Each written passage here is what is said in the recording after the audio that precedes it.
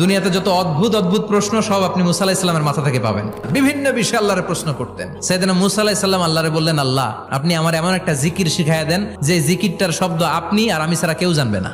দিনে রাতে সব সময় এই জিকির আমি করব, আপনারে ডাকবো, কিন্তু শর্ত হলো এই জিকিরটা জানবে শুধু আপনি আর জানবো শুধু আমি। আল্লাহ বললেন, মুসা পড়ো লা ইলাহা ইল্লাল্লাহ। মুসা আলাইহিস সালাম কয়, মাবুদ এটা তো জাতীয় জিকির, সবাই জানে। আমি তো চাইছি এক্সেলেন্ট একটা জিকির, কারো কাছে নাই, শুধু আমি জানবো আর আমি পড়বো।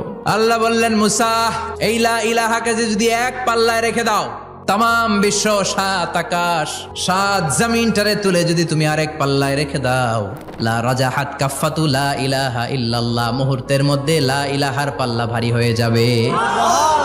ও মুসা, তুমি যতই এক্সক্লুসিভ জিকির চাও, লা ইলাহার চেয়ে দামি জিকির আমার কাছে নাই।